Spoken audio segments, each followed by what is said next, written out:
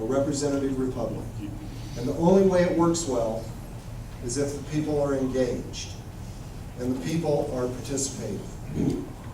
And I think probably all of us, if we were truly honest, we'd maybe look back over the course of previous decades and say we weren't really as engaged. We didn't participate and pay attention as much as we should.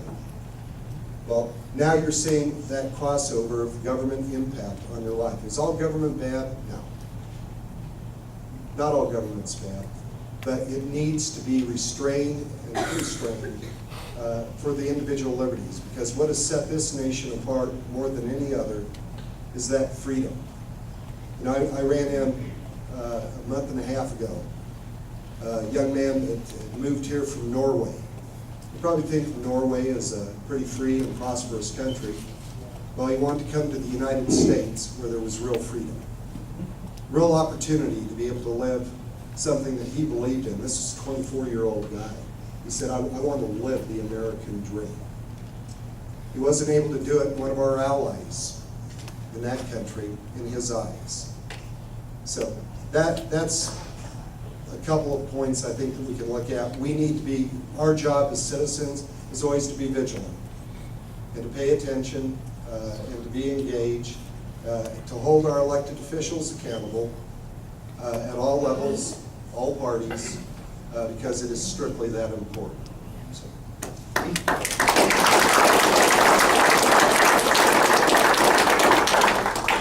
I'm Ted Lando.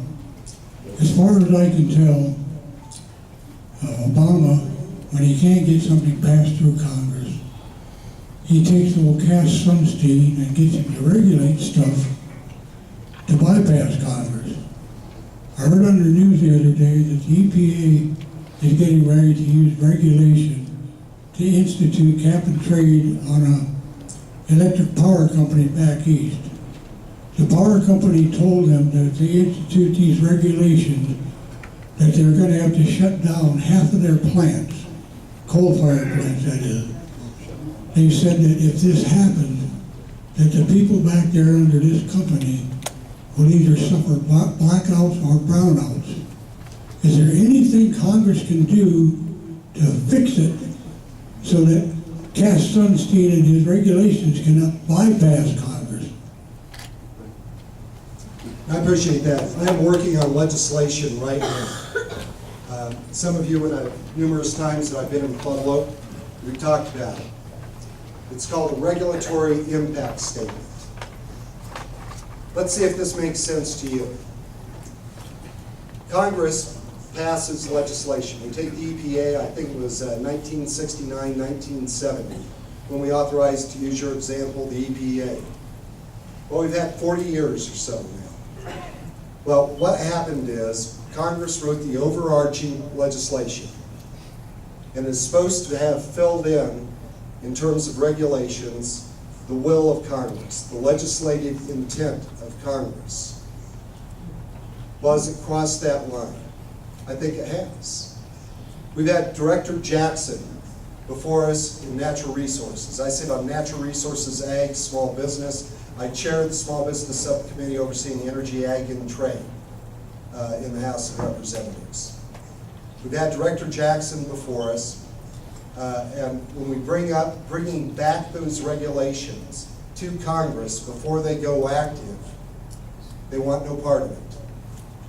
So the RIS, the Regulatory Impact Statement that I'm talking about, the legislation that we're working on, what this would require, we can't impact anything that is passed constitutionally, simply because once it's gone through both houses, been voted on, signed by the president, it's done.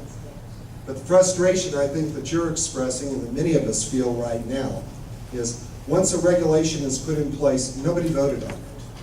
It's just a regulation, but it has the impact of law. And if you want to rescind that, if you want to adjust that, if you cannot convince the bureaucracy to do it internally, it takes the proverbial act of Congress to be able to change it. A bill has to be introduced, sent to committee, go through one of the houses, be passed, go to the next house, go through the committee, be approved by that. and then signed by the president if it doesn't have to go through conference, to be able to repeal just one regulation. So would it be sensible, since Congress, we do that actually in Colorado, this isn't a novel idea, we have something called sunset legislation in Colorado, to where we review what has happened in the bureaucracy, they bring their regs back before us, and it's approved in the state legislature. They take an actual review.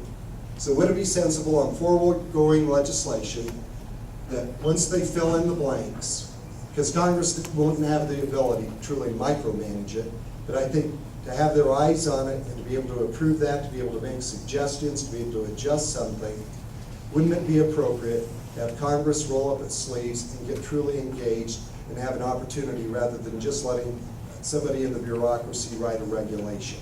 To me, that's some good common sense, and we'll continue to work on that legislation.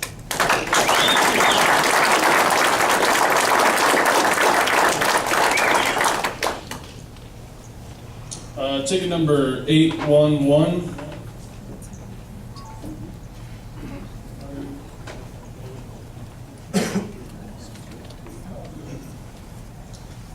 Seven 770.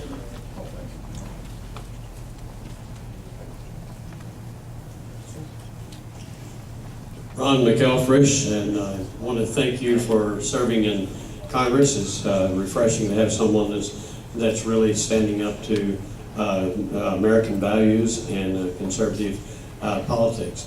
I have two questions. First question is with the healthcare bill, and just reading on some of the statistics on it. They throw out a carrot to the senior citizens saying the donut hole is going to evaporate, but by 2014, the other side of that coin kicks in, and we lose about half of our cuts. Is there anything being done in Congress to try to change all of this now? And the question number two is totally unrelated. With the UN bill on firearms, it seems like the liberal media is trying to push that through in order to control especially handguns. Is there anything being done? Where is that bill? Is there anything being done to stop it? To your first point, in regards to health care, I'm going to go back to what we were talking about actually at the very beginning. I made a pledge to our senior citizens to be able to protect their Medicare, to be able to protect their Social Security, and my votes have reflected and will continue to reflect that pledge to our current senior citizens while trying to build a pathway for our future generations as well. But if you are a senior citizen, here are the facts. These are the facts. Medicare was changed inalterably by not the 112th Congress that I sit in, but by the 111th Congress that preceded me. They took $500 billion from Medicare. $500 billion from Medicare. Starting in January of 2012, the President begins to appoint his IPAP board. This is the Medical Review Board. And so that you understand it, you can look this up. This is just the truth. You don't have to have a medical background to be able to serve on this board. But they're going to be making health care choices for our senior citizens. That's going to be the President's IPAP board starting in January of 2012. Do we have some concern? I just heard not me. Well, what can we do about it? That was part of your question. We voted to repeal the President's health care plan. One of the first acts that Congress did at the beginning of this session. Again, it sits, and the Senate will not take it up. We know we have a real challenge. It's costing $1.1 trillion conservatively. It's going to hurt senior citizens. If you're a senior citizen and you have concern, I think it's justified. They're going to be looking at actuarial tables that are there. Whatever the average lifespan is supposed to be, do they make the determination whether or not the hip replacement is paid for? That's going to be up to that board. Is the operation worthy of funding? That's going to be up to that board to make those determinations. I do not want to see, and that's why I voted to repeal the health care plan that the president proposed, because, and I hope you join me in this, there is a quantitative difference between having insurance and having health care. You can have insurance, but if there aren't doctors there to be able to deliver that service, are you getting health care? No. Pueblo is a little exceptional in our district. Grand Junction is a little exceptional in our district. Aspen is a little exceptional in our district. Maybe even Montrose. But come with me over to the San Luis Valley. Come with me out to the town, little town of Egna, Dove Creek, or to Hotchkiss, Crawford. Come up with me to Craig. These are communities that are now finding that they don't have doctors. If you're a senior citizen, we have the few doctors there that are now refusing, because of the reimbursements under the president's health care plan, to even take Medicare patients. And there are no more doctors coming. They aren't even able to find a doctor. We need to truly fix the system. We know that we have healthcare issues in this country. There's no question. But the president's 1.1 conservatively trillion conservative healthcare plan is not the answer. For senior citizens, this healthcare board, pull it up. You can look at it. It's in, if you want to read all 2,400 pages, whatever it is, of the president's healthcare plan, depending on what font you use, the number of pages, it's in there. Starts in January of 2012. So that's worthy of concern. I think there needs to be a better path. We need to be getting more doctors for rural Colorado so that we can have that access to health care. Is there a role that government can maybe play? Possibly.